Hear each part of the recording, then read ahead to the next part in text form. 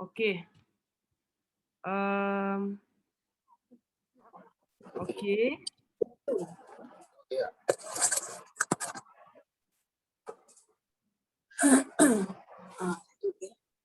Sekejap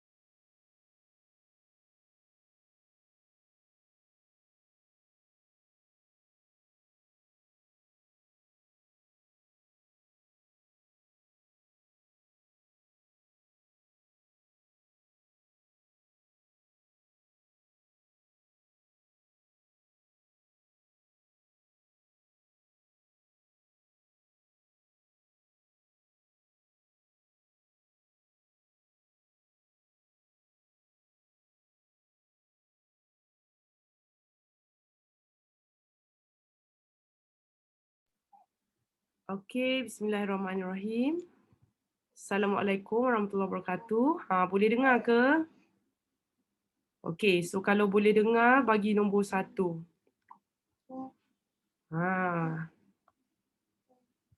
Okey.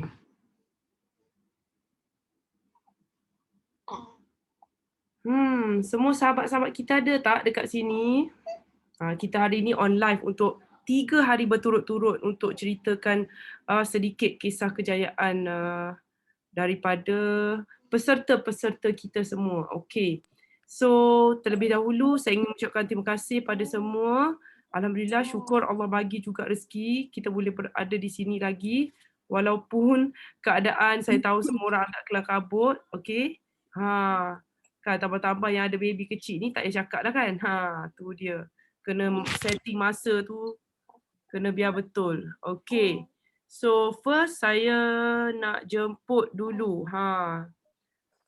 Siti, Puan Siti untuk berkongsi sedikit apa yang beliau telah lalu dan dapat daripada program kita kali ini. Kita dengar perkongsian daripada Siti. Okay, Assalamualaikum warahmatullahi wabarakatuh. Saya Siti Tasalia. Okay, yang ni suami saya Muhammad Muslim. Okay, saya mencari solusi untuk pulihkan gaut suami. Okay, saya rasa hikmah lockdown lah. Lockdown tahun lepas. Okay, suami saya sebenarnya dah sakit gaut berbelas tahun. Lama dah dia sakit. Okey, tapi jadi banyak bergantung pada ubat hospital sahaja. Faham. Okey. Tapi kami tahulah seafood tak boleh makan, kacang tak boleh makan kan? Ya, dia sakit gout ni, amalan dia banyak makan benda-benda daging dengan seafood tak nak tanya? Sebelum dia sakit. Okey, apa yang dia selalu makan? Maknanya sebelum sakit kita kata. Yang orang kata lalulah yang nampak amalan yang dia buat. Mungkin sebab dia rajin outstation ke Korea sebelum ni. Kan, jadi pilihan makanan yang halal dekat sana seafood lah. Jadi dia banyak juga makan seafood. Masa dia bujang dulu. Faham. Okey. Jadi bila contoh makanan-makanan yang kita larang, apa yang dia makan banyak? Saya nak tahu. Macam biasalah, roti, kuih. Semua tu memang makanan harian kami lah. Dia suka jugalah kuih-kuih ni. Suka. Jadi memang kami tak tahu. Kuih semua tu salah satu punca juga. Jap, kuih apa favourite dia? Favourite dia kuih apa? Kuih apa? Favourite? Macam-macam. Cok kodok, cok pisang. Macam-macam cucuk lah. Jenis-jenis cucuk. So kena highlight jelas. Ya, sebab saya tahu pernah Fiza cerita kat saya, kata maknya paling pandai buat cucuk. Betul? Sedap, memang sangat sedap lah. Cucuk belah-belah Belah Penang. Tu dia. Nampak tak? So benda-benda cucuk ni, orang-orang yang kena gout, diorang tak highlight kenapa boleh menjadi kesan. Nampak tak? Ini yang saya nak cerita. Dan saya tak rasa yang seafood tu menjadi amalan harian dia. Saya rasa yang cucuk lebih kerap berbanding dia makan seafood. Setuju ke tak? Cuba tanya suami. Betul, setuju. Setuju lebih banyak cucuk masuk dalam perut ke lebih banyak seafood? Cuba cakap, yang mana lebih banyak? Rasanya puluh tahun makan cucuk. Nampak tak? Rahsia dah keluar dekat situ. Okay. So, bila dia mula program, okay, cuba cerita. Apa yang berlaku selepas tu? Okay, bila lockdown, dia tak boleh keluar rumah, kan? Jadi penuhnya makan dekat rumah. Sebelum ni kalau dia ada serangan gout, saya tak rasa bersalah lah sebab mungkin dia ada makan kat office, kan? Jadi bila lockdown, sepenuhnya makan kat rumah. Jadi semua tak kena, kan? Jadi rasa sebab tu saya cari solusi lah. Rupanya makan kat rumah tu yang menyebab dia sakit gout dah, kan? Rasanya saya tak makan seafood, saya tak makan daging dah. Kami dah masak, kan? Okey. Jadi bila saya cari solusi tu hikmah lockdown tu tau. Kalau tak lockdown kami tak cari solusi tau. Saya mungkin tak rasa dah lah, kan? Saya akan pada dia lah, abang makan kat mana-mana ni, kan? Okey. Jadi bila saya cari solusi, saya tanya Biras, okey dia bagi video viral tu lah. Okey. Okey, video viral tu coach kata boleh makan seafood. Dekat situ saya tertarik tau sebab dia pantang dah belas-belas tahun seafood. Okey, bila dia masalah dia, orang gout ni, dia bukannya melibatkan dia seorang. Kami semua kena pantang tau. Satu family.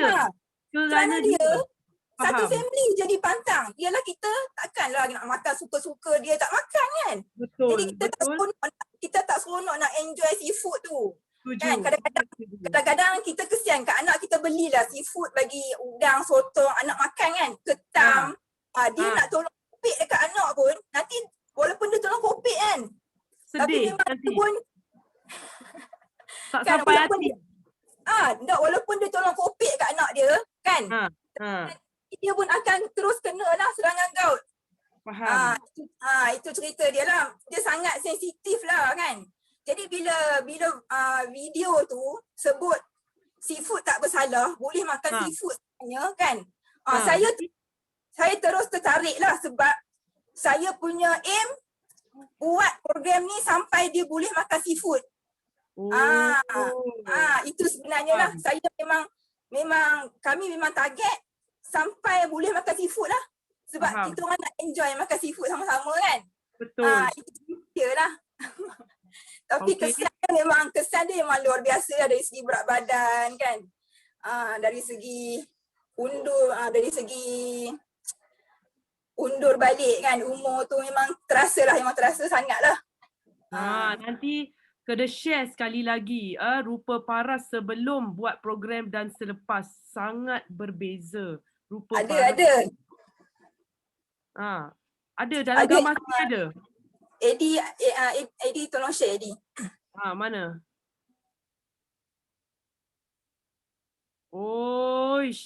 Ini macam orang lain terus. Kalau kata bahasa utara, orang lain terus. Ya Allah, yang sebelah tu nampak macam kita kata bapa anak 7, yang sebelah satu lagi nampak macam baru habis universiti, kan. Baru balik daripada OC, kan. Lain. Dan difahamkan sebenarnya Puan Siti sudah ada 5 cahaya mata. Subhanallah. Jadi saya boleh imagine lah ya, seorang suami yang ada 5 cahaya mata, kecil-kecil lagi, pasti terasa orang kata bimbang. Ya, mungkin mereka akan fikir, ya Allah, kalau aku mati, apa nak jadi pada isteri dan anak-anak aku. Saya rasa semua lelaki yang bernama suami mempunyai hati perasaan yang sama. Cuba tanya betul tak pada suami? Cuba tanya betul tak dia ada fikir, kalau aku mati macam mana isteri dan anak-anak aku? Cuba tanya sebelah tu, betul tak? Itu yang ada dalam kepala seorang suami. Jadi isteri yang membantu suami dalam perjuangan ini, saya rasa sangat-sangat tak boleh nak ucap lah. Ya, dia punya perasaan, dia punya orang kata impact dia nya. Okay, so saya doakan isteri-isteri di luar sana sentiasa berdoa dan bersabarlah untuk membantu suami masing-masing. InsyaAllah saya doakan. Sebab ramai isteri yang membantu suami lah saya boleh nampak. Tapi tak dinafikan ada juga suami yang membantu isteri dalam proses sihat. Tapi yang ramainya isteri yang bantulah. Okay, so saya rasa teruja sangat dengan Siti punya perubahan yang sangat ketara ya. Muslim ya, yang daripada berat 78 yang saya rasa memang macam orang lain terus. Sekarang dah 60 kilo, sangat cantik, back to normal. Ada gambar saya. Edi share kejap. Ada gambar juga. Allahu Akbar. Tu dia. Jadi kiranya sama-sama gemuk, sama-sama kurus lah. Ya. Dan saya rasa sangat bangga dengan anda suami isteri yang sentiasa bantu begitu ramai orang dah pada hari ini, termasuk adik-beradik, Ipa Biras sendiri. Okey, dan saya doakan semoga anda terus ya bantu orang di luar sana sebab mereka sangat perlukan, especially area utara. Saya tengok subhanallah, saya rasa area utara ni kalau bab makan, Allah tengok muka beza. Kalau area utara ni kan pukul 1 pagi 1:30 pagi, pukul 2 pagi penuh, nasi kandak tu masih penuh orang lagi tau. Betul. Tapi saya rasa lockdown COVID ini mungkin Allah nak beri satu amaran lah ya. Janganlah nak makan nasi kandar pukul 1 pagi dah lah orang kata, betul tak? Okey. So itu saja saya rasa. Mungkin nanti saya harap Siti dan suami boleh buat perkongsian yang lebih banyak dekat FB ya.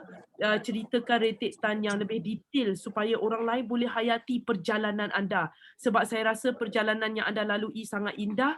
Walaupun dia nampak di luaran penuh cabaran, tapi ianya adalah satu perjalanan yang saya rasa cukup cantik. Dan Allah bagi hikmah ini kepada orang-orang yang terpilih saja. So saya rasa syukur sangat-sangat Allah pilih anda untuk mendapat ilham ini. Okey? Dan seterusnya, saya sebenarnya teruja juga nak mendengar perkongsian daripada seorang lagi yang saya tak pasti dia sebenarnya adalah cik atau puan.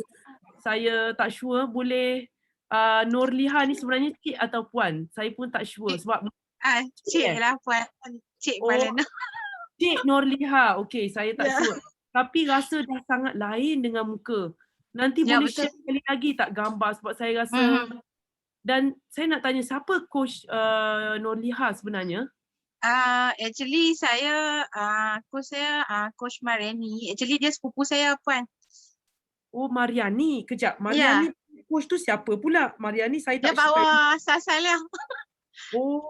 Jadi Nurliha. Okey. So apa ni tak ada kaitan saudara mara Sekejap saya sambil menyusu tapi tak apa.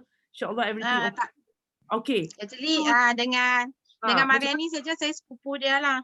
Mariani tu macam mana pula boleh kenal dengan Salsaliah tadi? Mariani kat rumah sekolah. Oh, nampak tak? Ini yang saya rasa kuasa dia, hikmat dia. Okay, you boleh bantu orang yang you paling hampir. Okay, so boleh tak Nurliha cerita dekat saya umur, kerja apa sebenarnya, macam mana boleh mula program dan apa sebenarnya perubahan paling ketara yang dapat? Saya sebenarnya terkejut dengan perubahan paling ketara dekat Nurliha sebenarnya. Boleh cerita sikit tak? Actually umur saya dah 40 tahun coach. Lagi. And then saya bekerja dekat Intel Kulim, actually vendor untuk Intel lah. So saya kerja bahagian store untuk jadi store admin lah. Okay. So untuk previous company actually saya bahagian quality. Tapi so maksud dia daripada yang bahagian quality ni lah masa before saya resign tu actually memang kerja tu terlalu stres sangat coach. Memang terlampau stres. Sampai satu tahap Stres tu apa tugasan yang kena buat? Angkat barang ke? Jadual tak No, menentu sebab ke? sebab untuk bahagian kualiti saya banyak deal dengan vendor, so maksud saya banyak untuk reject part lah macam-macam. So banyak macam kita management akan ni question kita customer. So banyak lah. And then Part ni apa? Part kereta ke apa?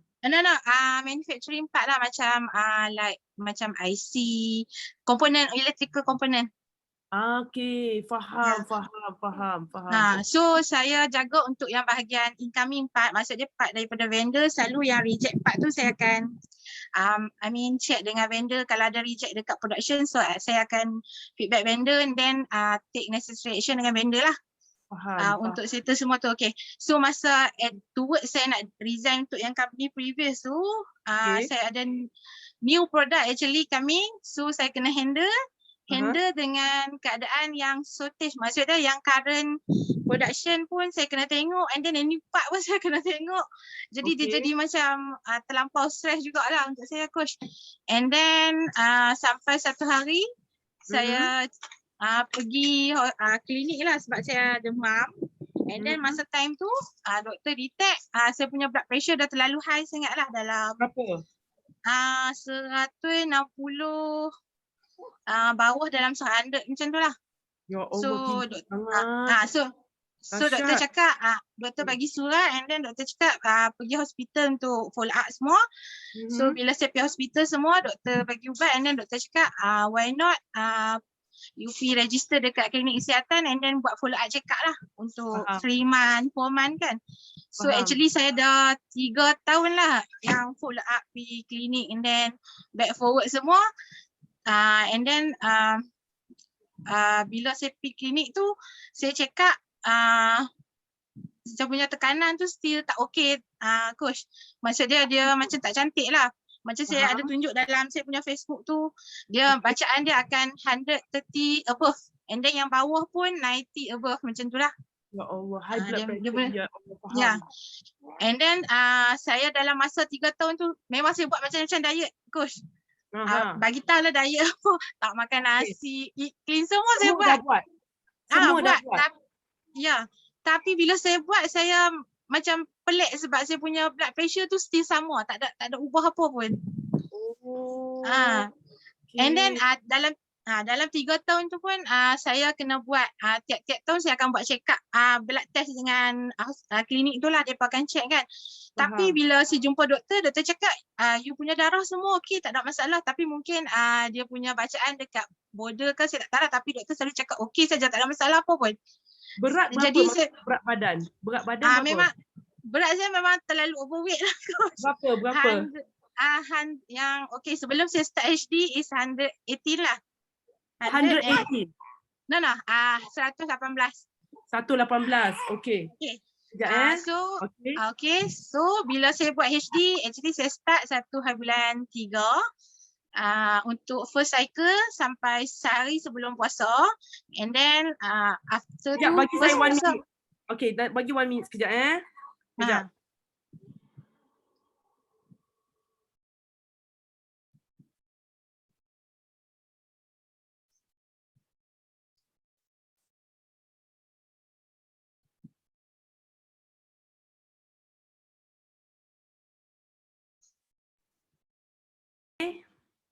Okay, sorry Okay, dah settle. Alright.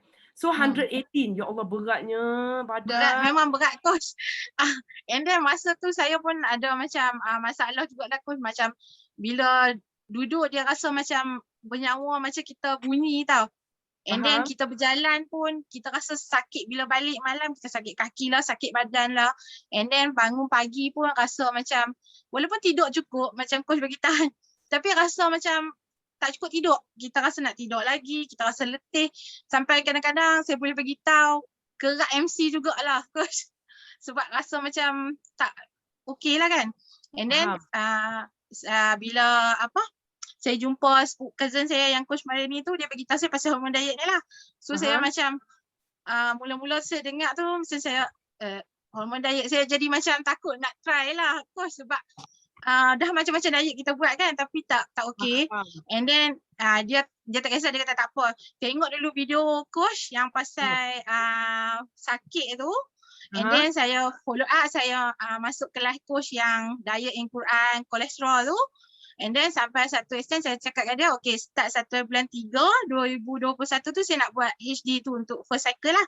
So saya buat 1 bulan 3 sampai sehari sebelum puasa tu habis untuk first cycle. And then saya continue after that tu sampai puasa lah. So habis 2 cycle tu saya dah lost weight dalam 12 kilo. So bermaksud 118 sekarang ni tinggal 102 lah, 100 lah kita kata sekarang. Tak sampai 1 lagi, dalam 106 macam tu lah coach. Sekarang ni 106. Macam tu. 12 kan, 118, okay 12. 106 tinggal. Okay. Tinggi berapa? Tinggi 156, memang overweight gila coach.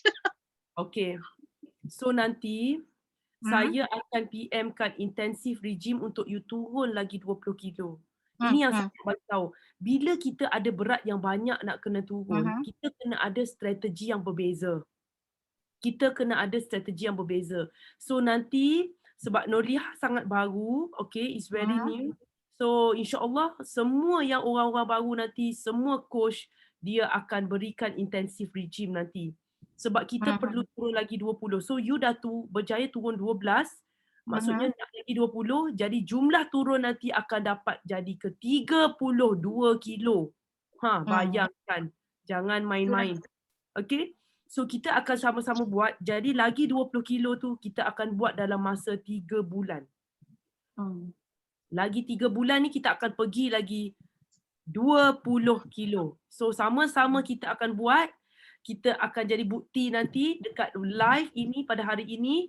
3 bulan daripada sekarang kita akan live sekali lagi tunjuk dekat diorang semua. Kita akan tunjuk. Betul tak? Kita niat macam tu. Okay? So you tak akan naik lagi. Sekarang ni blood pressure dah normal ke belum?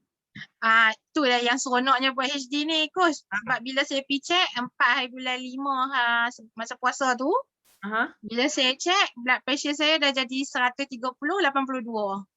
So maksud dia doktor cakap dah okey, so doktor genjak lagi saya punya temu janji tu jadi 6 bulan pula. Tak payah dah 3 bulan, 4 bulan, 3 bulan, 4 bulan, so 6.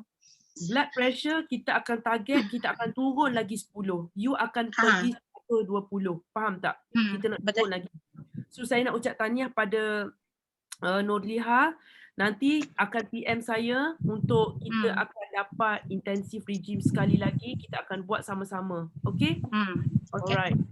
Tahniah sangat-sangat Nurliha, nanti share lebih banyak lagi dalam Facebook. Okay? Alright. Next saya nak jumpa dengan Hawa. Hawa ni sebenarnya saya masih juga tak familiar. Hawa boleh perkenalkan diri tak? Umur, kerja kat mana, apa yang dapat daripada program, dan sebenarnya Hawa daripada siapa? Saya pun tak ingat dan tak boleh nak recall ya.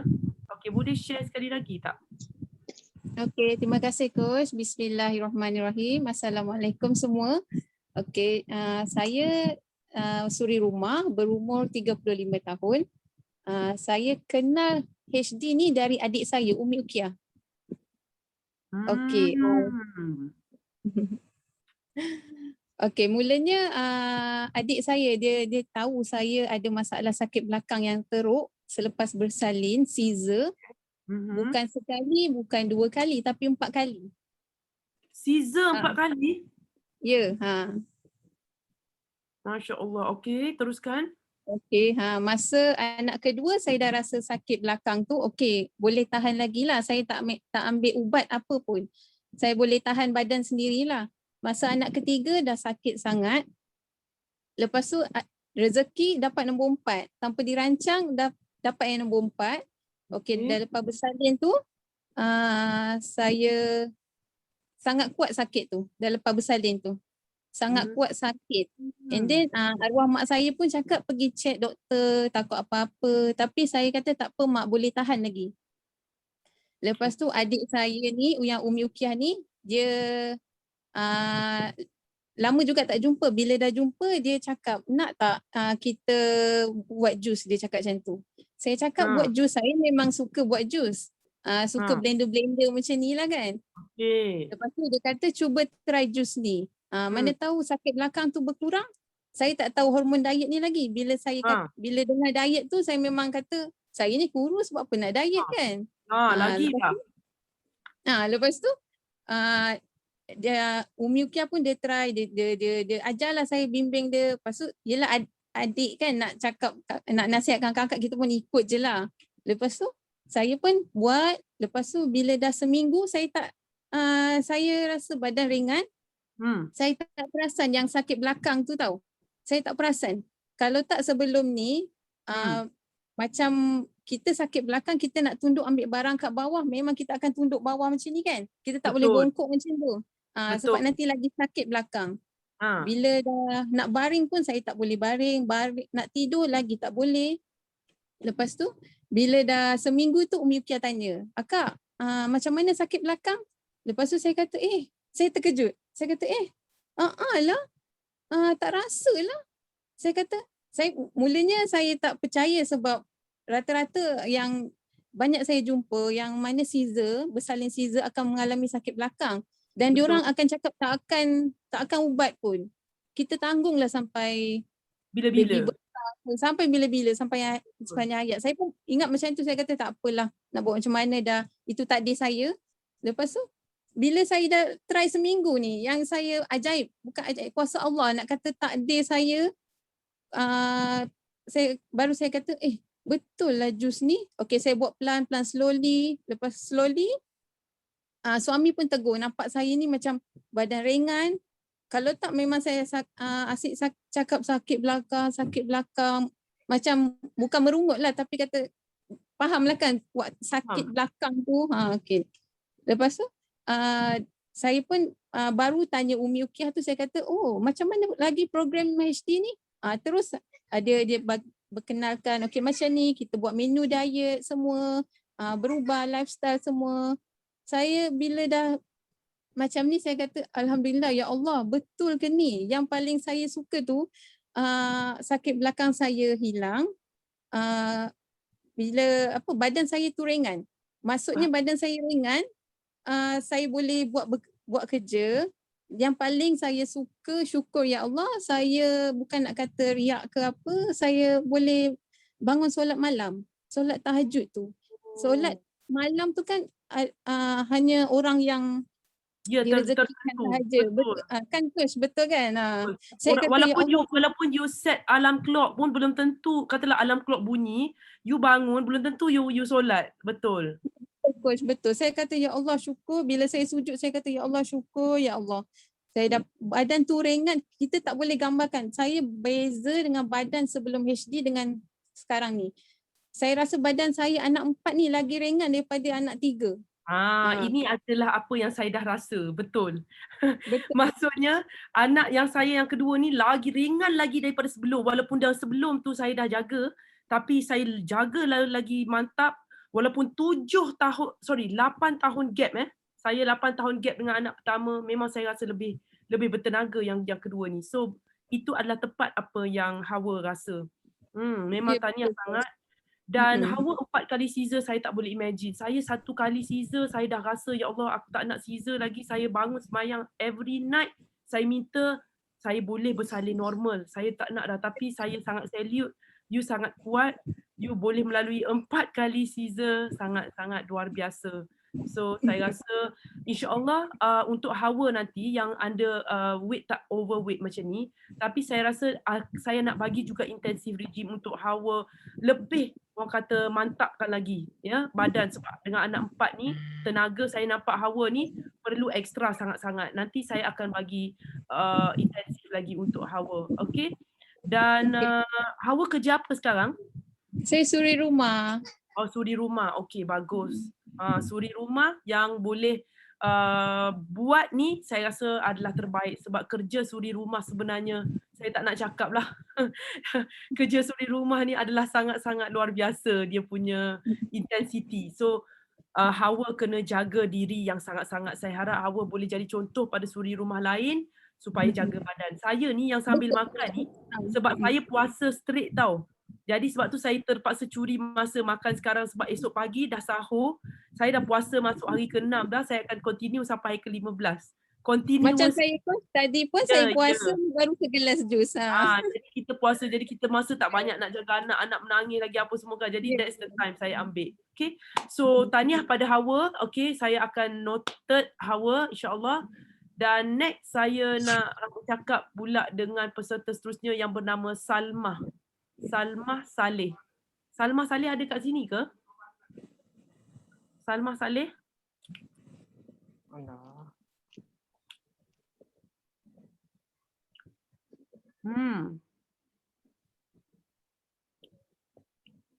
Okey. Ada?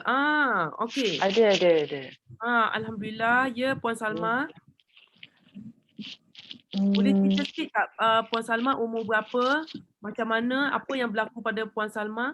Apa Okey. boleh betulkan kedudukan kamera. Ni tak biasa buat live lagi, tak apa. Ni baru nampak. Betul. Okey, boleh Okey. cerita. Okey, saya berumur 55 tahun. Okey, saya bekerja sebagai pengurus stesen minyak. Okey, saya bermula pengurus minyak apa? Shell ke, Petronas ke? Mungkin kita boleh singgah nanti isi minyak satu hari nanti. Mana? Caltex. Caltex. Di Selangor. Di Selangor. Tak. Saya di Johor Bahru, Pasir Gudang. Okey, insyaAllah nanti saya pergi, saya pernah buat ceramah di sana, boleh nanti kita singgah isi minyak kat tempat. Singgah di di Pelabuhan Johor Port Berhad. Okey, teruskan. Okay, saya bermula dengan kekerapan, saya tak berapa sihat, saya demam, kerap demam lah. Demam hingga satu tahap saya dimasukkan ke hospital KPJ Johor. Masa saya masuk ke hospital KPJ tu, selepas ambil darah, doktor macam counselling saya lah. Sebab dia ada tanya saya ada pernah kena sakit masa tu saya kena diabetes. Sebab sebelum tu memang saya tak tahu pun saya kena diabetes. Diabetes saya masa saya masuk hospital tu 12. Allahu Akbar. Okey. 12. Tahun berapa tu? Tahun berapa masa dapat masa cek 12 tu? Okey, Januari 2021. Baru lagi. Baru, okey. Jadi? Okey. Selepas tu doktor pun panggil saya masuk dekat bilik kaunseling semua. Dia terangkan pada saya lah satu persatu. Tapi masa tu memang saya memang tak boleh terima semuanya. Sebab saya sebab sebelum ni saya pernah, sebab kita orang minyak, kita mesti setiap tahun kita mesti cek kita punya darah. Okey. Itu adalah requirement daripada Caltex ke? Ya, betul. So kalau Tapi kita punya darah tak bagus, dia akan tarik balik lesen ke macam mana? So dia tak tarik sebenarnya.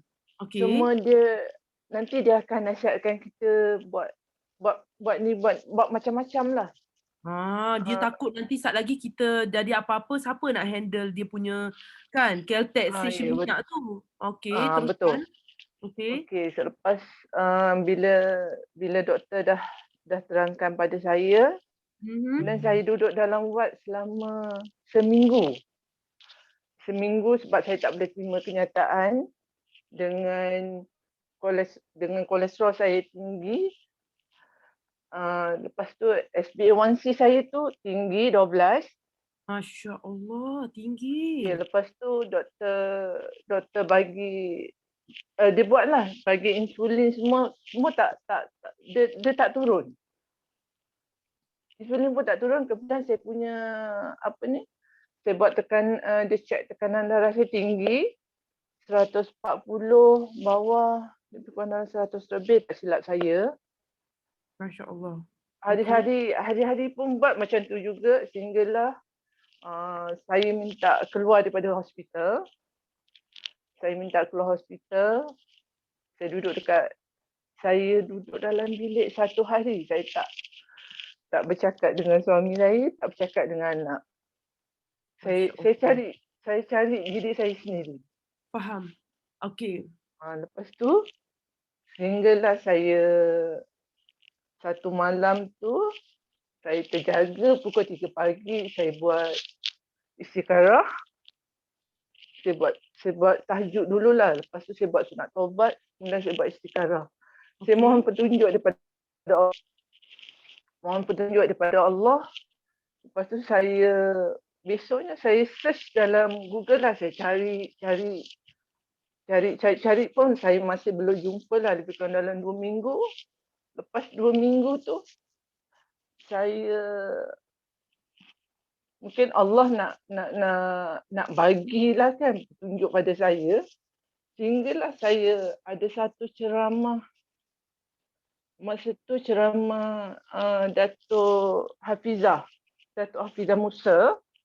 Okey, daripada Datuk Hafizah Musa tu saya memang ikut ceramah dia hingga satu tu saya terjumpa Puan Liana Tana kan. Masa tu Puan Liana Tana buat ceramah dekat masjid, saya tak pasti masjid apalah. Jadi daripada situ saya dengar yang pasal masa tu gout tu tak boleh makan kari pap. Okey, kemudian? Okey, lepas daripada situ saya search lagi. Saya cari juga. Masa tu saya belum dapat clue apa-apa lagi daripada yang ceramah Puan Liana tu kan. Okey. Lepas tu saya ikut lagi ada satu ceramah, saya tak pastilah daripada gambar-gambar tu semua. Lepas daripada gambar tu baru saya dapat daripada situ hormon diet yang dekat dalam tu dia nak ada nyatakan pasal kencing manis, pasal kolesterol semua tu kan. Jadi daripada situ saya daftar dekat dalam ada satu website tak silap saya, nyatakan apa masalah. Jadi daripada masalah tu Jana punya tim ada call saya lah. Ada call saya berkenaan dengan ni. Lepas tu Puan Hajah Subaini pun call saya dan dia ceritalah pasal hormon diet lah. Jadi saya bermula dengan Hajah tu. Jadi Hajah terangkan ini, jadi hati saya secara tak langsung terbuka nak ikut lah. Tapi dalam masa nak ikut apa ni hormon diet ni,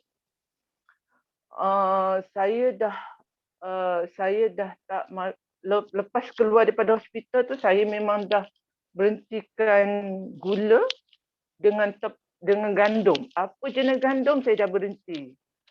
Tapi walaupun saya dah berhenti, at least saya masih macam mana nak cakap masih tak boleh,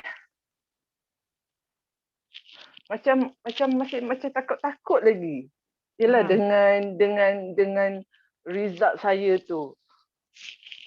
Okey, selepas daripada tu, yang ketiga saya ikut hormon diet ni, saya ikut tu, masa tu berat saya 78.9 kg dengan ketinggian saya 170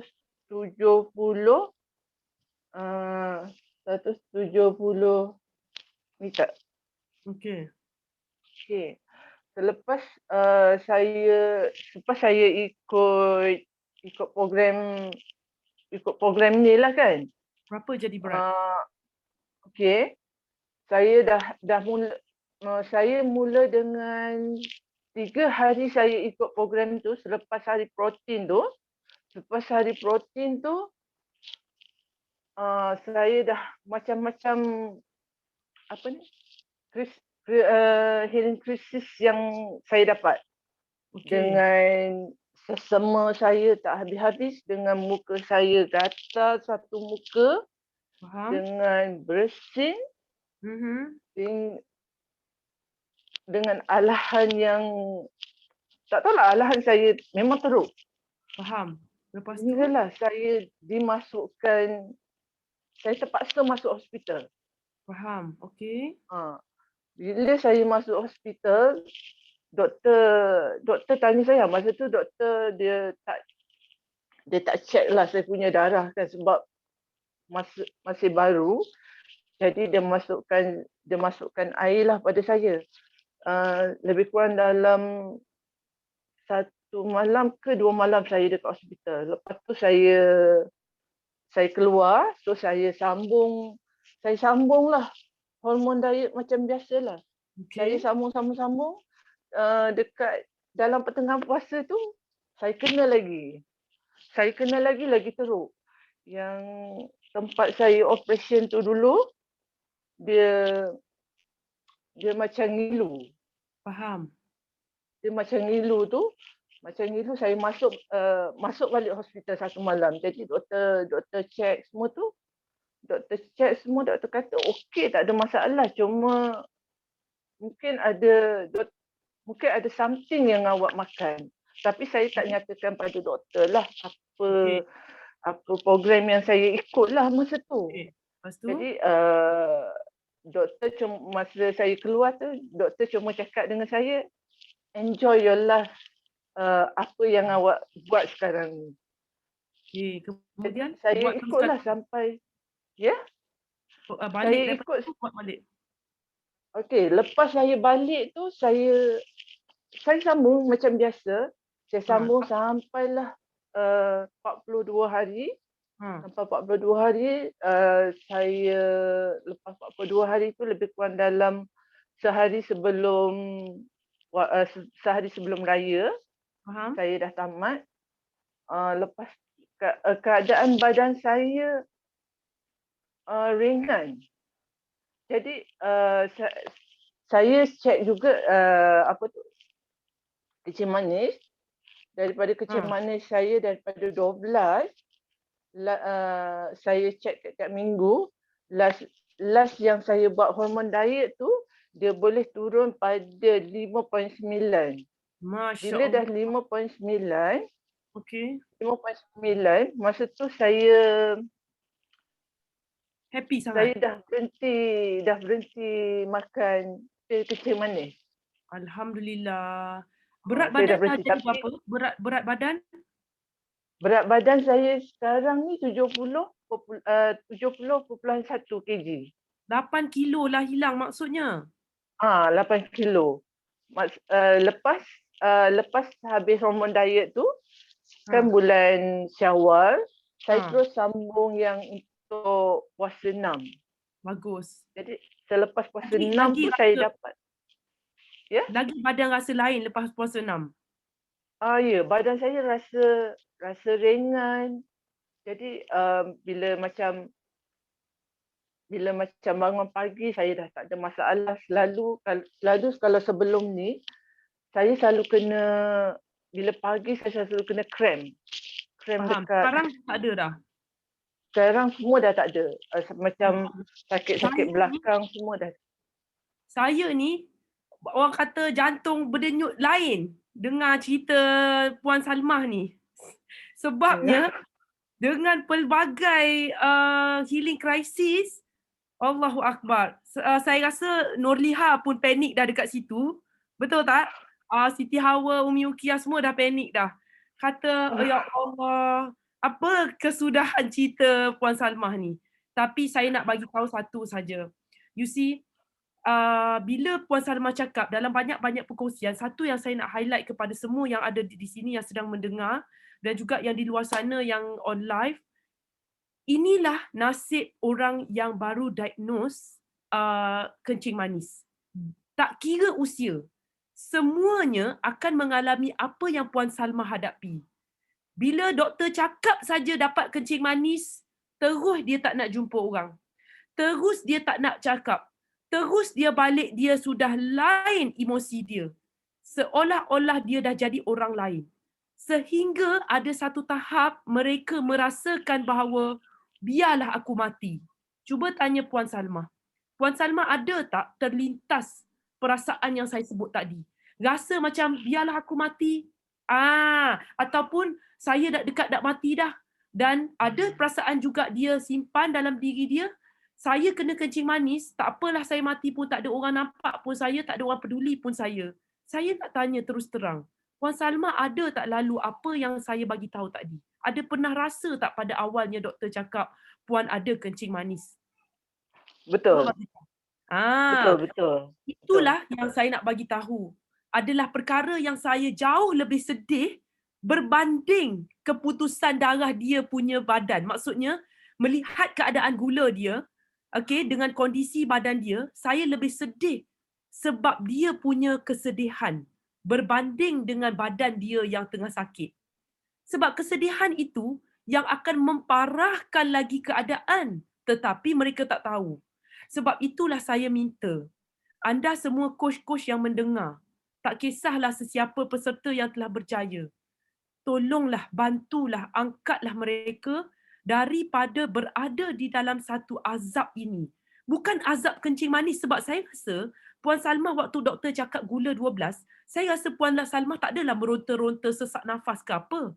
Tetapi saya rasa perasaan, tekanan emosi, anxiety, depression, sampai tahap macam saya cakap tadi, rasa nak kurung diri dalam bilik, tak nak jumpa siapa-siapa dah.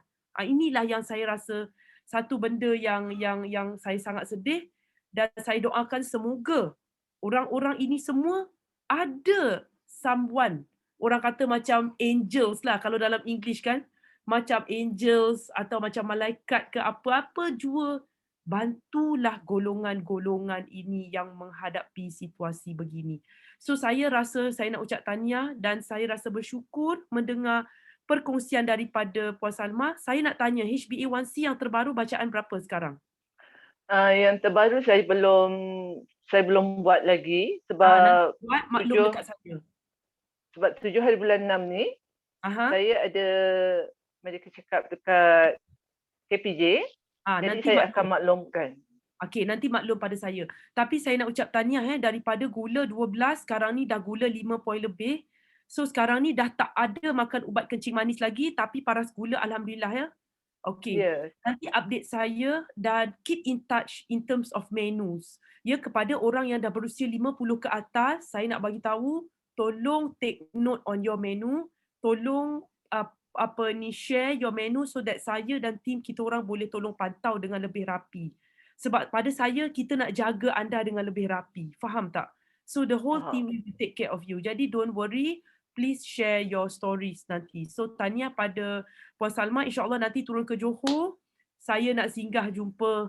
Tapi doa-doakanlah semoga COVID kita ada hikmah di sebaliknya yang terbaik dan ada penyembuhan yang terbaik buatnya. Sebab memang saya rasa semua orang pun nak merentas negeri. So saya rasa insya-Allah akan ada sinar di sebaliknya. Okey, kita hanya bersabar sahajalah. So tahniah pada Puan Salma. Puan Salma nampak ceria sangat hari ini, nampak muda, nampak bertenaga, dan saya doakan betul.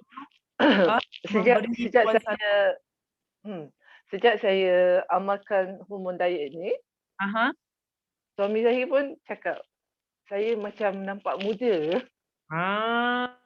That's best. You see, to me, this is the best. To me, this is the best. Yes. Not just you ada keputusan darah yang cantik. Inilah yang saya nak. This is the ultimate. Orang kata ini adalah keputusan yang terakhir yang saya nak. Sebab usia kita tak panjang. This is the best thing. Okay, this is the best thing. So, tahniah sangat pada Puan Salma. Saya doakan semoga Puan Salma boleh share lebih ramai orang. Jangan seorang tahu cerita ni. Okay, boleh share supaya Allah gandakan lagi rezeki yang tidak dapat disangka. So, teruskan. Teruskan selawat. Dah kongsi dah. Saya pun sekarang ni pun tengah dengan kakak saya. Sebab kakak saya ada 2 orang kencing manis. Dah lama, dah lebih kurang dalam 15. Okey, bagus. Lebih kurang dalam 15 tahun. Jadi saya sekarang tengah follow kakak saya lah. Saya ajar dia macam Bagus. mana Keep nak in touch. pulihkan balik. Keep in the loop. Keep in the loop. Okay? Ya. So Tania. Okey. Okay. Seterusnya saya nak jemput pula apa ni Ustazah Dini. Rasanya Ustazah Dini yang memberi tunjuk ajar kepada Puan Salmah tadi ya. Betul tak? Ya, betul. Macam mana boleh kenal dengan Puan Salmah tu? Rasanya negeri lain-lain. Kalau merentas negeri, nanti kena tindakan. Macam mana tu boleh kenal dengan Puan Salmah? Puan Salmah adalah peserta DIQ hari tu. So saya ada pergi sana untuk kursus tu juga kan. Okay. Dan Jadi Puan daripada phone number. Salmah daripada Johor datang all the way ke DIQ ke macam mana? Kursus DIQ tu kan, Puan Salmah dengar lah. Di mana? Di online ke di Dia online, DIQ online tu. Okay, alhamdulillah. So boleh Ustazah cerita sikit apa yang Ustazah dah dapat daripada program ini, umur berapa, background sikit pada semua orang? Actually saya pun umur saya sekarang 67.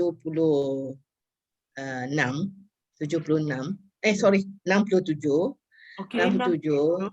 Saya sendiri pun saya dari Formodaya ni untuk selama 2 tahun setengah 2 tahun setengah. Saya sendiri pun tak realise yang saya ada kencing manis. Jadi bila saya tahu saya ada kencing manis, macam Puan Liana cakap lah, kita emosi ni memang orang kata terjejas sangat. Betul. Sampai saya bila driving tu kawan saya kata, saya mula lalut driving. Macam terkejut bila kita kita dimaklumkan kita ada kencing manis.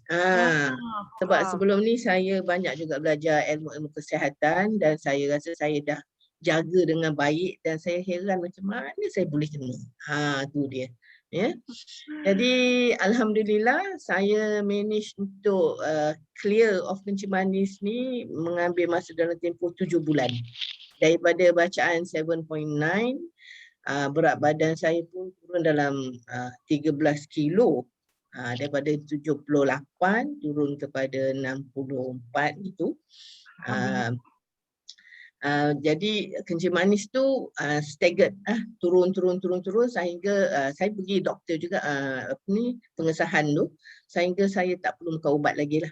And memang clear betul bacaan saya 5.0.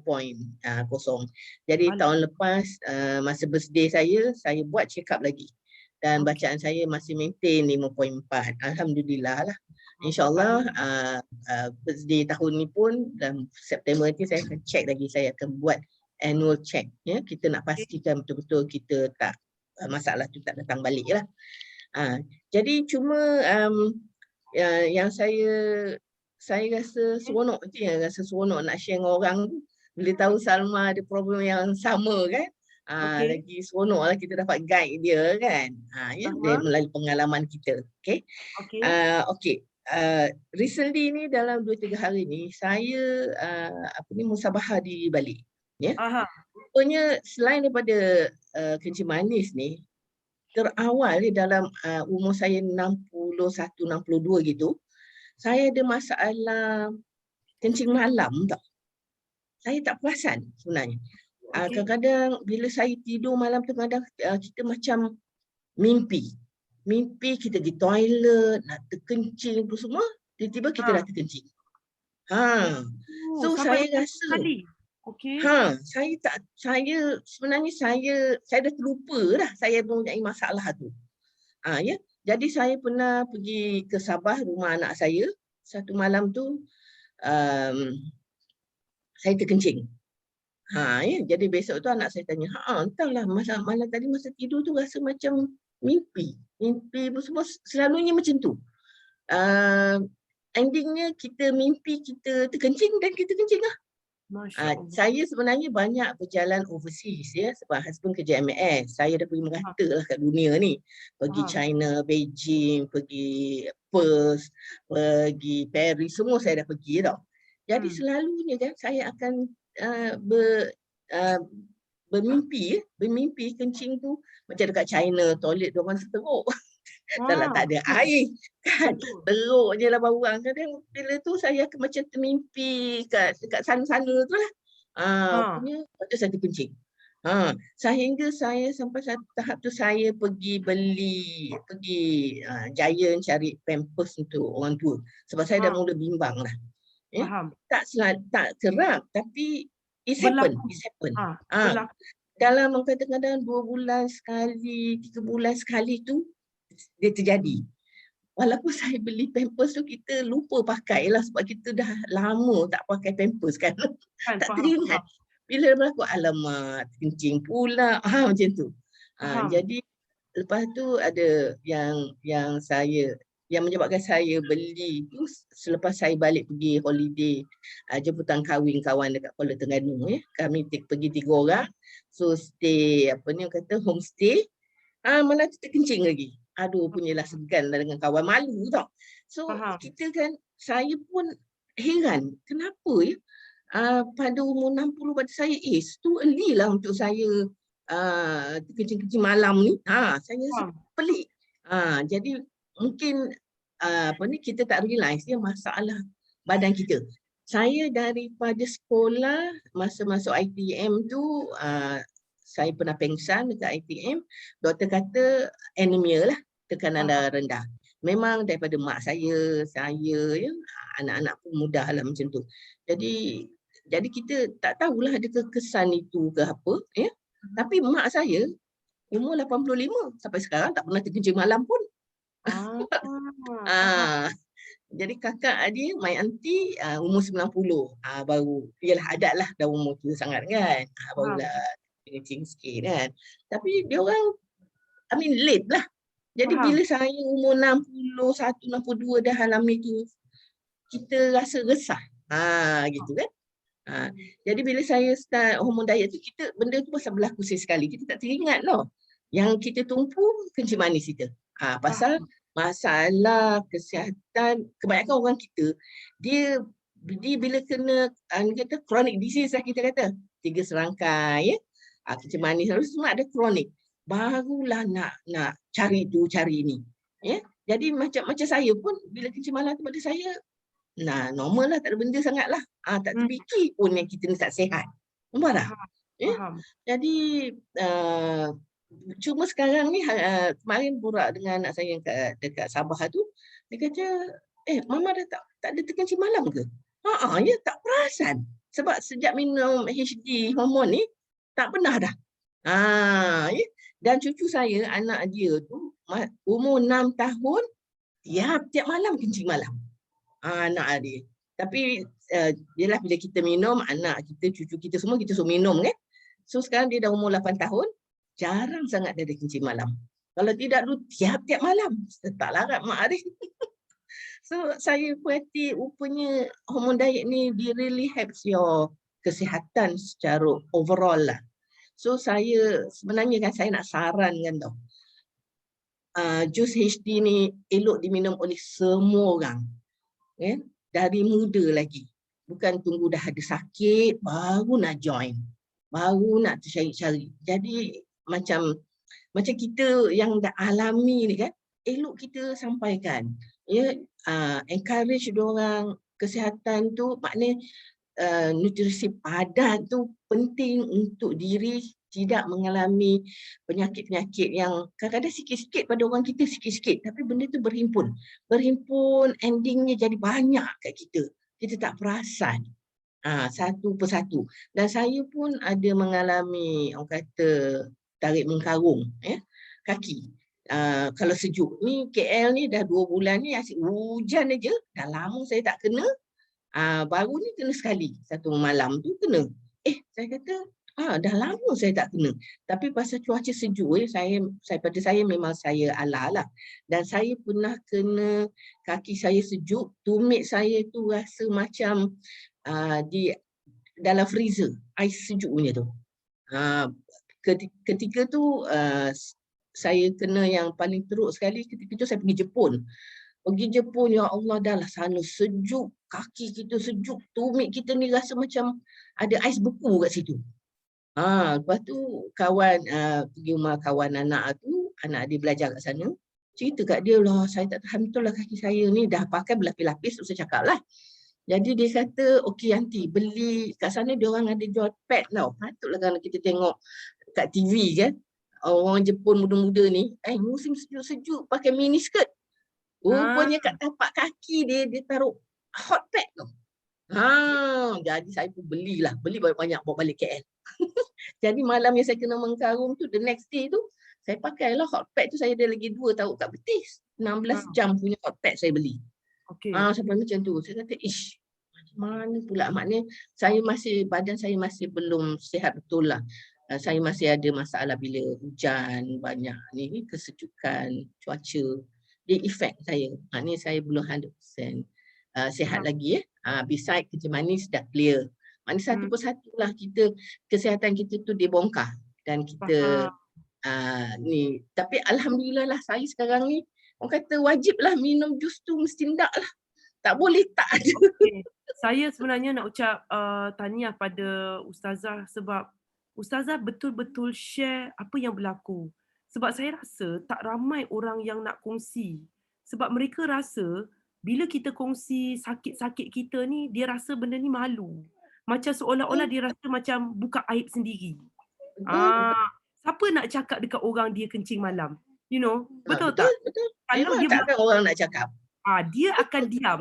So bila dia diam, dia nak cakap dekat orang untuk cari solusi pun dia tak akan buat. Jadi saya rasa perkongsian hari ini semoga dia sampai ke mereka yang ada masalah ini tapi diam-diam. Tapi yang bagusnya Ustazah Dini tidak ambil jamu-jamu herba yang pelik-pelik lah. Ataupun yang saya sangat jangan. Okay? So saya nak ucap terima kasih kerana Ustazah dah bantu ramai orang yang satu batch dengan Ustazah. Saya rasa itu yang paling bagus. So teruskanlah berkongsi dan jadilah contoh kepada orang-orang lain yang sama umur. Supaya apa? Sebab umur Ustazah ni ramai orang dia tak nak buat apa-apa. Sebab dia kata tak apa, saya buat tak buat pun dah dekat nak mati. So itu adalah mentaliti yang saya rasa, ya Allah, sangat-sangat salah. Ya, jangan kata Ustazah Dini rasa nak dekat mati. Yang umur 40 pun dia orang tak nak buat apa-apa dah. Sebab dia rasa aku dah 40, dah nak dekat mati dah, tak payahlah nak buat apa-apa. Ini masalah dia. Ini masalah dia. Belum lagi apa-apa dah straight away.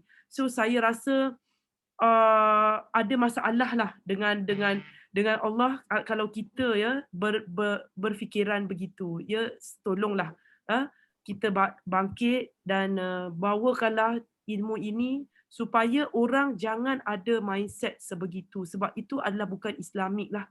Saya rasa itu bukan Islamik. Okay?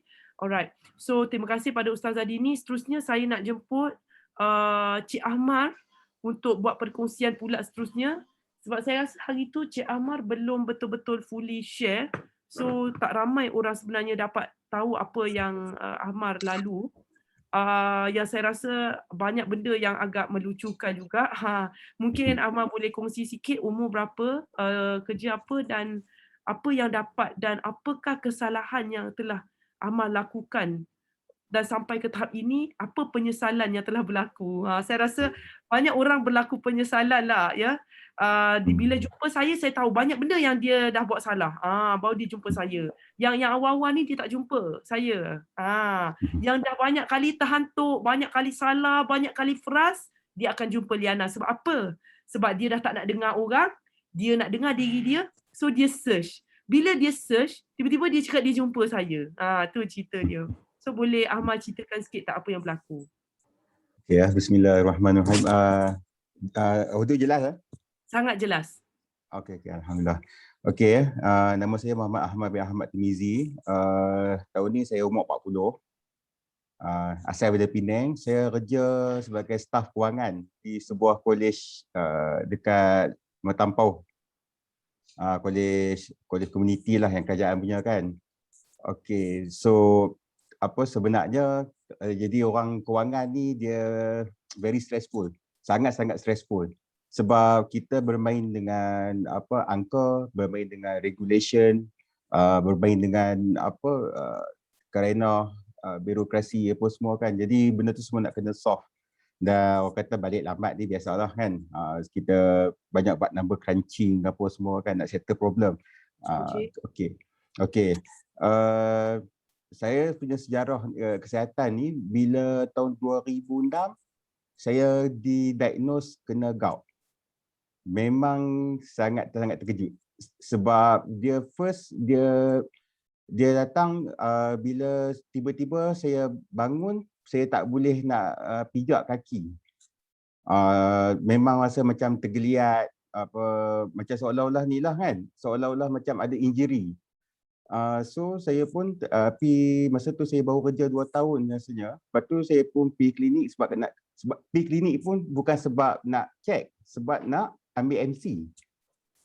Jadi bila kita bawa pergi kat doktor tengok keadaan tu by superficial punya lah, by external punya examination, dia kata you probably ada gout. Saya kata, gout? Apa benda tu kan, macam tak ambil kisah. Lepas tu so saya makan painkiller lepas tu macam sesi yang lepas dah kena gout, kita pun pergi Google lah. Sebab masa tu kira kesedaran tu masih kurang. Jadi very simple, bila ada condition kita ikut cakap doktor. Doktor kata sakit makan yang ni. So pada masa tu saya masih lagi tak pantang. Saya makan kira sembrono lagi lah, sampai kawan-kawan di office pun kadang-kadang tegur kan. Kata ada gout tapi daging apa semua masih lagi makan kan. Jadi saya kata tak apa, makan sakit makan ubat, very simple kan. Sampai satu tahap saya lepas saya kahwin 2 tahun masa tu memang wife saya pun ada gout, wife saya pun tahu saya ada gout apa semua. Tapi dia tengok saya makan macam maintain dan sakit makan ubat, tak ada masalah kan. Satu hari tu saya ada macam very excruciating pain dekat saya punya abdomen. Lepas tu saya pula pada masa tu saya ni jenis orang yang satu hari lebih 2 kali membuang. Jadi pagi mesti kena ada besok tandas, malam pun pergi masuk tandas. Kira the stage regular bowel movement ni kan. Pada yang excruciating pada period tu 1 minggu saya tak boleh buang apa-apa dan perut rasa teruk sangat sampai macam simptom orang muda biasa lah, pergi Google, saya ingatkan usus saya dah tersumbat. Okey, lepas tu sebab tak tahan juga saya pergi hospital Sedang. Masa tu bila saya masuk jumpa doktor tu hanya senyum-senyum, sinis kat saya. Dia kata you kena gastrik. Saya kata gastrik pun saya tak tahu. Boleh masa saya kena gastrik. Jadi benda tu macam menghairankan saya. Jadi doktor mention ada mungkin makan tak ikut regular time ke,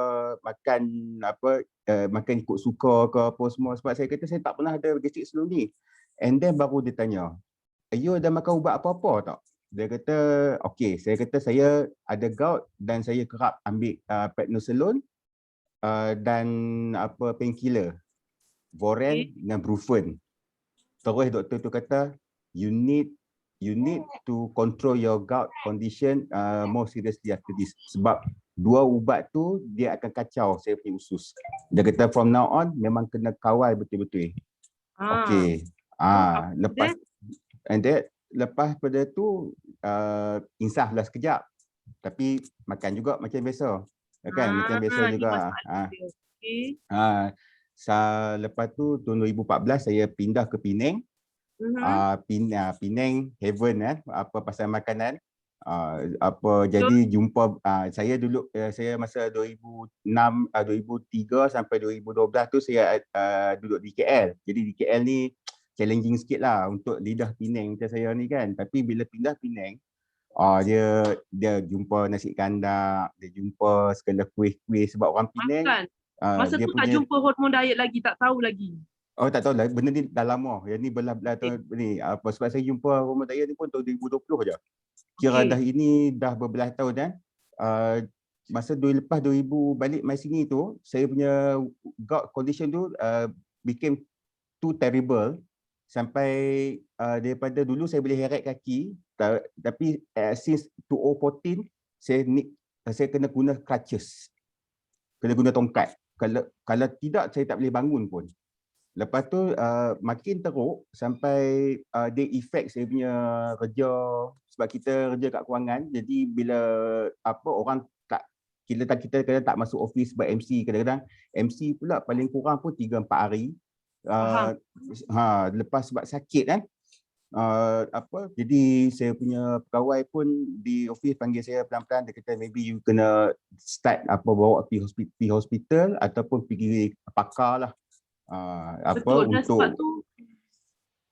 sebab tu saya kata dekat usia Ahmar je sebenarnya senang cerita lah ramai yang mati. Senang saya cakap.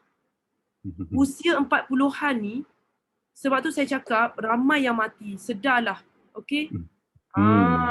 Sebab berpanjangan anda tak jaga makan.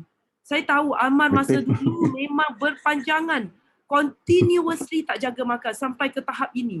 Sebab umur 40 ni sebenarnya sangat-sangat muda. Tapi kalau saya tengok condition badan dulu ni, lebih tua daripada Ustazah Dini lagi. Yang umur 67 yang bercakap tadi. Maksudnya banyaknya penzaliman terhadap badan telah dibuat. Betul tak? Ya, betul. Saya memang setuju sebab saya punya berat badan, untuk pengetahuan semua, saya memang tak pernah dapat berat badan ideal sepanjang hidup. Tak pernah dapat. So berapa masa tu? Berapa biasa yang paling tinggi berapa? 138. 138. 138 kilo, 38 kilo. Okey saya cuba share screen tengok. Kalau boleh. Ada nampak? Okey. Yang ni tahun 2012 di Putrajaya masa tu. Saya kerja dekat sana. Masya-Allah. Okey. Masa tu saya setahun balik di Penang. Ni masa ni saya berat dalam 130 lebih. Cuba tengok isteri yang duduk kat sebelah tu, dia senyum tau. Tapi di sebaliknya saya rasa dia sedih. Dia sedih sangat-sangat, cuma dia tak boleh cakap. Tapi nak cakap tengok isteri biasanya dia tak tinggal suami dia walau suami dia gemuk. Tapi ramai suami yang tinggal isteri tau bila isteri gemuk. Cuba cakap saya adil tak macam ni Ahmar? Oh, memang tak adil. Memang sangat-sangat tak adil. Sepatutnya tak boleh jadi macam tu. Sebab betul lah, katakanlah kita nak tak, tapi itulah dunia kan. Dunia. Lepas tu gambar yang ketiga tu? Yang ni tahun 2017. Okey, sambungan daripada yang tadi tu, bila saya lepas pada dinasihatkan tu, saya engage dengan seorang doktor pakar. Doktor pakar di Penang lah. Dia memang pakar yang untuk sendi pun semua, tapi saya tak sebut nama lah kot. Okey, lepas tu saya buat rawatan dia sampai 6 bulan lebih. Tapi eventually saya stop sebab kos rawatan dia tinggi, sebab saya tak masuk pakai insurance. Faham. Jadi saya pakai duit sendiri. Banyak, saya ingat dekat 5,000 juga kot. Faham.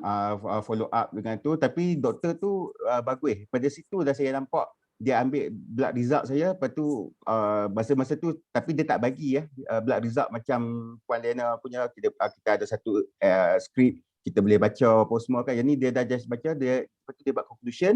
Okey, apa yang kita makan, apa yang tak makan, macam tu saja kan.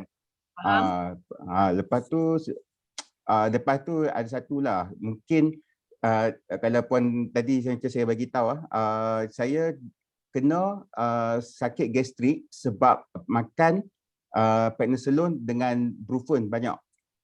Painkiller lah, NSAIDs dalam kelas NSAIDs tu. Bila jadi macam tu, saya tak doktor tu suruh saya makan prednisolone 6 biji sehari.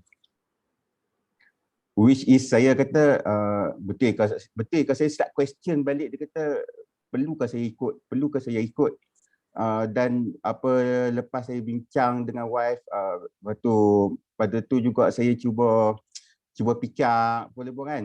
So saya ambil keputusan saya berhenti dengan regime doktor tu. Lepas tu saya bermula dengan bermula perjalanan, saya buat saya mencari jawapan nak treat condition gout saya ni dengan cara yang lebih natural. Tapi dekat sini juga saya buat second mistake. Bila ambil ilmu tapi tak ada guru. Jadi saya ada ambil beli buku tentang diet. Saya banyak masa tu saya saya ambil buku, saya mana ada website yang ada info tentang kesihatan, semua saya follow masa tu. Saya rasa dalam tahun 2 tahun tu saya tak pernah baca buku cukup banyak sepanjang hidup dalam masa tempoh 2 tahun tu. Very extensive research. Macam saya kata cerita hari tu, saya sangat skeptical sebab tu. Saya jadi macam ada very bad experience dengan benda ni. So saya tengok dan ambil info daripada doktor juga. Dia kata okey, jangan pantang benda tu kan. Dan start pada tahun 2014 tu juga saya berhenti makan seafood. Saya berhenti makan daging. Apa yang ada risiko sebab saya kena gout, saya berhenti terus. So saya punya main diet saya ialah ayam, telur, lepas tu sayur-sayur yang mana yang boleh dimakan, yang tu sahaja. Jadi saya memang ni, tapi satu benda yang memang tak pernah tinggal, kari pap. Kari pap memang favourite saya dan kira lepas Lena kata kari pap jangan makan sebab kata gout tu penyebab kari pap tu penyebab gout, terus saya berhenti. Sebab pasal kuih kan. Lepas tu mula-mula tu kan saya cari juga info pasal apa, and then baru saya nampak rupanya tepung dengan komponen-komponen dia tu. Bukan kita tepung tu sendiri, tapi cara kita nak makan tepung ialah kita kena olah, kena bubuh minyak, kena bubuh gula, kena bubuh garam. Lepas tu nak kena makan pula dengan kuah-kuah. So basically we not nourishing our body properly for that. So saya start benda tu pun saya campaign kan. Pada masa period 2017 sampai 2020 inilah saya punya badan. Jadi daripada 138 dia turun sampai 100 dalam 110, 100 macam tu lah. 110, 106, 105. Okey, lepas tu tapi satu saya dah turun macam tu, saya happy sebab almost 30 kilo saya buang weight almost dalam berapa tahun saya bawa weight tu tak pernah tinggal, tiba-tiba dah kurang. So saya dah ada nafas baru. Rasa macam nak buat turun lagi. Tapi sepanjang sampai 2020 lah saya tak pernah dapat turun kurang daripada 101. Dia akan sentiasa rebound balik. Okey pada masa dan masa tahun 2017 ni juga bila kita badan dah kecil, kita seronok lah nak exercise kan. Saya seronok. Masa ni saya pakai saya siap beli jam Garmin 3 kali saya beli jam Garmin nak turun aim berat badan saya nak masa tu saya nak berat saya 95 kilo sahaja. Jadi benda 100 mata okey kita ambil 105 kilo nak buang 10 kilo lagi. Tak pernah. Okey, saya share satu benda lagi yang ni pun memang penting juga saya ingat untuk semua orang tengok. Sekejap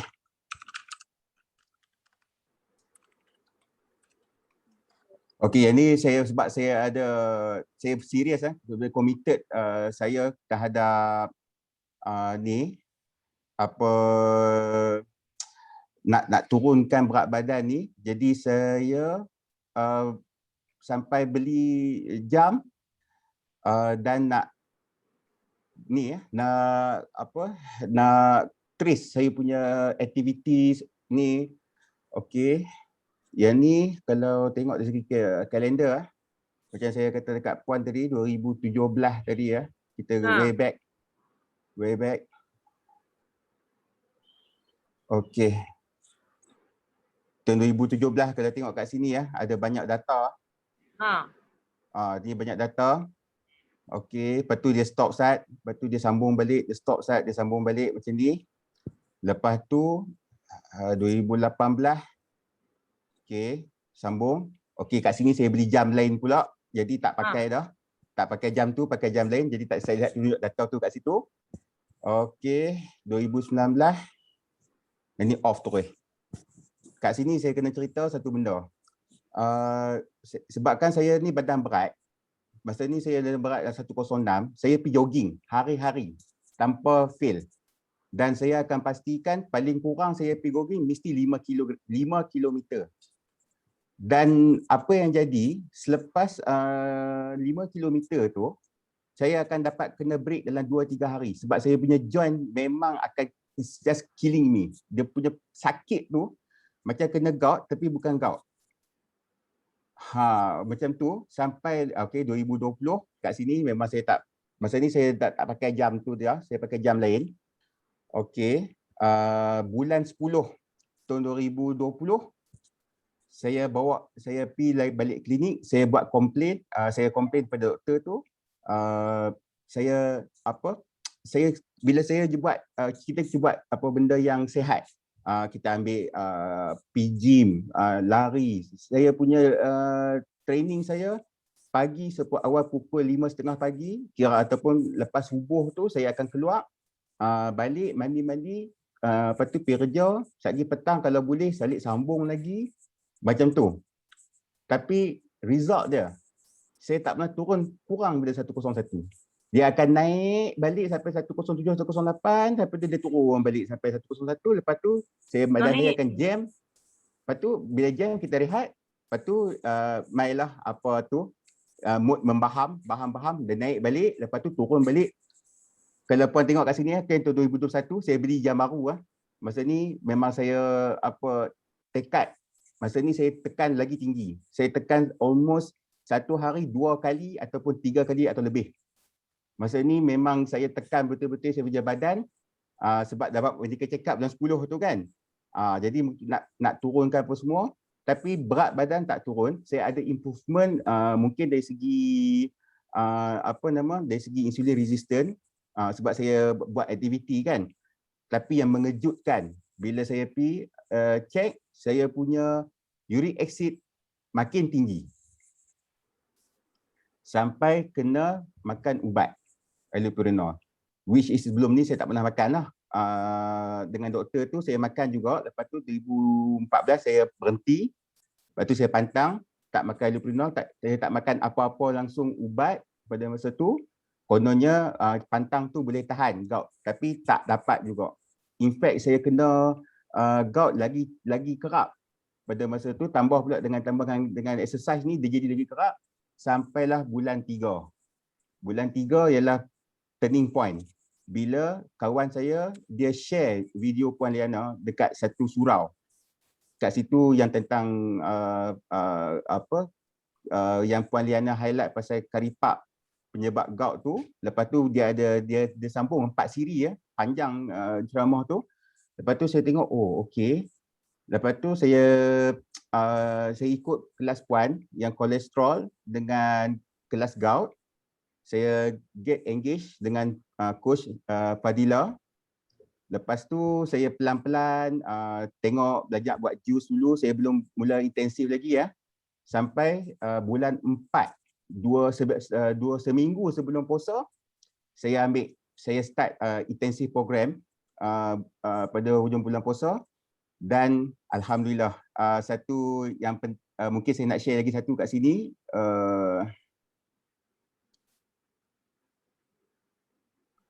Okey kita tengok graf berat. Nampak apa Nampak sangat jelas. Okey ini bulan Mac, tengah bulan saya engage, saya buat jus saja. Kan. Lepas tu bila saya start ATC program ni bulan ni daripada 104, 105, 102. Dan last week 2 minggu selepas raya, berat saya sekarang 96.5. Dan dia punya penurunan tu nampak downward trend. pada masa bulan puasa dia slow sikit, mungkin sebab tak lalu nak makan sangat. Tapi yang inilah graf yang saya plot daripada sistem. Dia dapat tunjuk macam ni. So itulah saya tercampur dah apa sepatutnya saya nak kena split benda ni dengan kejayaan kan. Yang ni tapi yang kat sini saya nak highlight betapa efek dalam masa benda yang saya cari selama bertahun-tahun saya achieve dalam masa sebulan je buat macam ni. Itu betul. You see, pada saya, apa yang you telah lalu berbulan-bulan itu, sebenarnya itu adalah perkara yang termaktub juga dalam silibus sebulan ini. You faham tak? You have got to understand. Sebab saya sendiri melalui pengkajian selama lebih 10 tahun. So that's mean untuk dapat sampai ke tahap ini explain semua benda pada you yang boleh you dapat sebulan impact ni. Sebab itulah you sudah lalu berbanyak-banyak benda baru you jumpa saya. Betul. Semua akan macam tu. So now you see yang saya nak tunjuk gambar ketiga yang you share tadi, yang pakai jaket merah tu, you tengok walaupun berat you turun, tetapi muka masih sembab. Berbeza dengan sekarang, berat tak beza sangat pun dengan yang pakai jaket merah. Tapi you perhatikan bentuk muka. That's why jaket merah tu walaupun you tak nampak gemuk, di situ yang saya paling risau. Risiko mati mengejut memang ada kalau yang pakai baju merah ni. Sebab melihat kepada corak bentuk badan, saya boleh jangka dalaman memang sangat-sangat tak dapat diramal. Tak stable, you tahu tak your body. That's why you akan naik turun. Bila yang pakai yang baju hijau ni, ini baru nampak balik. Original, on the way dah. So saya minta buat intensif lagi sebulan 2. Kita akan saring darah sekali lagi. Okay, dan saya minta tolong buat perkongsian dekat Facebook dan tolong share dekat kawan-kawan supaya Allah tak tarik rezeki ini. Takut tahu. Sekali lagi Allah tarik rezeki ni, rosak balik badan. So saya nak ucap tahniah pada Ahmar. Semoga Ahmar boleh jadi coach yang terbaik kepada semua orang lelaki. Saya nak bagi highlight lah. Sebab ramai yang bernama lelaki, dia orang akan buat apa yang Ahmar buat.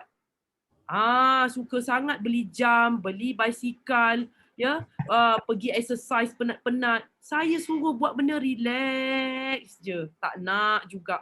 Saya suruh buat yang murah-murah je, tak nak juga. Anak yang mahal. Tak apa. Sekarang ni tugas Ahmad pergi cakap kat orang. Kalau tak, nanti bila mati Allah akan tanya. Okay, Ammar Tirmizi, apakah engkau dapat ilmu, kau guna untuk apa? Nak jawab macam mana? Jawab sat lagi. Jangan main-main. Allah akan persoal apa yang kita dapat. Okay? Okay, terima kasih kepada Ammar. Saya nak ucap tahniah. Dan seterusnya last pada Hizir. Jangan lama sangat, kita dah nak break. Okay, so Hizir boleh kongsi sikit apa yang dapat daripada program? Assalamualaikum. Ya, suara clear tak? Dengar, sangat jelas. Okey, baik. Saya ni cuma nak kongsi sikit lah sebab saya pun join program ni sebab nak maintain badan saya je lah. Sebab sebelum ni belum ada yang kata penyakit kronik lagi lah. Okey, jadi saya pun bila join ni nampak ada perubahan pada diri saya lah. Okey, mana berat badan pun saya dah boleh turun. Berapa turun? Dekat 10 kilo juga. Dulu masa awal tu 73, sekarang dah 63 lah. Okey, dari segi keputusan darah tak ada masalah Keputusan darah saya akan buat selepas ni lah. Okey. Sebab cuma semua saya nak kongsi bila saya buat HD ni, saya cuba kepada mak mentua saya, isteri dan anak-anak lah. Okey, apa yang dapat? Okey, keputusan yang saya dapat ni, mana sebelum ni macam mak mentua saya ni dah 70 lebih. Dia biasanya sebelum ni dia selalu macam lesu lah. Pagi-pagi tu dia kurang bergerak lah. Okey, bila saya start buat HD kat dia, dia pun nampak aktif lah. Pagi-pagi dah keluar siram pokok bunga, saya nampak perubahan yang elok lah. Dan dia pun ada bosir, jadi bosir dia tu pun dah okey lah. Dia dah sembuh lah. Okey, kemudian isteri saya pula. Jadi isteri saya ni baju-baju yang lama dia boleh pakai dah. Dia mula badan dia Alhamdulillah. dah turun. Saya Kemudian rasa Hizir sangat bagus ya. Saya nak puji sebab Hizir adalah lelaki yang jaga mertua. Saya rasa tak ramai yang lelaki di luar sana yang concern pasal mertua. So saya rasa Hizir adalah contoh yang baik lah. Saya doa lebih ramai lagi orang di luar sana menjadi seperti Hizir. Bagus. ya, insyaAllah kita pekat-pekat kongsi lah. Dan kemudian saya majukan kepada kok saya sendiri lah. Dan kok saya pun dah join dah program ni. Dia Dan pun berat dah pun turun. Ya. Alhamdulillah. Berat pun turun ke? Ya, berat turun. Saya pun memang berat turun banyak sebab customer saya pun dah tegur saya ni sebab pun nampak kurus. Hizir buat bisnes apa? Saya sebenarnya saya buat berniaga lah tapi saya kepada tukang emas lah. Oh, tukang emas. So nanti buat cincin, buat rantai boleh lah. Ya, banyak macam itulah. Jadi saya ni macam saya lebih benda-benda toksik tu memang saya kerap. Selalulah dengan asid semua tu yang saya pun fikir dah umur 46 sekarang. Jadi saya cari bila saya tengok talk Puan Lena dalam FB tu, jadi saya pun tertarik lah. Jadi saya hubungi Coach Umi lah, Umi Mutia. Lepas tu yang saya start tu lah untuk maintain badan saya balik lah. Tengok apa yang tak kena kan. Ya. Tahniah. So saya rasa satu keluarga dapat perubahan. So boleh tak nanti insyaAllah kalau ada rezeki, boleh nanti hantar gambar pada Umi Ukiah untuk kita tengok perubahan badan pada Hizir dan isteri. Boleh ke? Boleh. InsyaAllah saya akan. Lebih banyak kita bagi tahu kalau orang lain, ingat saya selalu pesan kepada semua yang mendengar, apabila kerana satu asbab anda orang lain mendapat kebaikan, percayalah dan ketahuilah anda akan dapat ganjaran yang tidak akan disangka-sangka. Sebab tu ramai orang dia tak sedar apakah yang dimaksudkan dengan benda rezeki yang tidak disangka-sangka. Inilah jadi saya nak bagi tahu kalau kita nak lebih banyak rezeki yang tidak disangka-sangka, perbanyakkanlah berkongsi sebab kita tak tahu perkongsian baik kita ni akan sampai kepada siapa. Jadi kita tak tahu, so benda itu akan datang kembali kepada kita sebab orang lain mendapat kebaikan. So saya nak ucapkan terima kasih kepada semua yang mendengar pada hari ini dan 3 hari berturut-turut kita dapat perkongsian yang sangat dahsyat. Sebenarnya saya sendiri pun tak tahu apa yang berlaku. Saya tahu sikit-sikit saja tapi hari ini saya bersyukur semua sumbangkan kejayaan, sumbangkan masa untuk ceritakan kepada saya. Ya, saya dengan anak dengan masa yang sangat kritikal, dengan puasa yang kena teruskan, dengan homework yang banyak, saya rasa sangat-sangat bersemangat dalam keadaan COVID ini, lockdown ini. Saya makin bersemangat untuk buat kerja-kerja secara online dari rumah untuk membantu orang. Tapi saya mengharapkan anda untuk berkongsi dengan sangat-sangat luar biasa sebab dalam lockdown ini saya yakin ramai orang akan dapat implikasi yang dahsyat daripada lockdown sebab ramai orang mungkin mengalami stres yang tidak dapat disedari. So saya doakan semoga anda semua kekal berkongsi untuk mereka ini boleh keluar daripada belenggu penyakit yang seperti anda dah sebut-sebut ini. Ya, dari segi mentality, dari segi emosi, dari segi paras gula, dari segi gout. Dan semua orang yang saya sedang bercakap sekarang ni, yang duduk dalam Zoom sekarang ni, anda semua perasan tak satu persamaan dalam diri anda? Anda banyak kali menghadapi kebuntuan. Boleh tak anda nampak persamaan ini? Dan anda bawakan benda ini, tolonglah. Semua orang di luar sana mengalami kebuntuan juga untuk sampai berjumpa dengan program dan sebagainya. Okey? Jadi di situlah, okey, kita sama-sama doa semoga COVID kita ada hikmah yang terbaik Allah nak bagi kepada semua orang dan kita akan jumpa lagi untuk siri seterusnya. Nanti saya akan buat lebih banyak lagi mitos punya video, nanti kita ongoing untuk compilations. So mungkin tempoh lockdown ini kita semua akan kekal teguh, bersabar, cekal dan segala-galanya. Okey? Jadi saya nak ucap terima kasih pada semua dan saya doakan semoga Allah memberikan rahmat, hikmah yang terbaik buat semua. Dan kita kena kuatkan ukhuwah kita secara online sekarang ni. Okey. Itu saja daripada saya. Saya mohon maaf apa-apa kesilapan dan semoga nanti yang buat perkongsian ini satu persatu ni saya nak bagi rotan orang kata nanti. Sebab ada banyak lagi benda yang saya nak intensifkan pada anda dan at the same time you kena tahu you sudah dapat satu tahniah daripada saya, and then you sudah orang kata dapat membahagiakan saya because of you punya on track, tapi ada banyak lagi perkara yang saya nak intensifkan kepada anda, nanti akan menjadi hadiah yang sangat luar biasa untuk tahun ini. Okay, so itu saja, sekian ya. Wabillahi taufiq wal hidayah. Wassalamualaikum warahmatullahi wabarakatuh.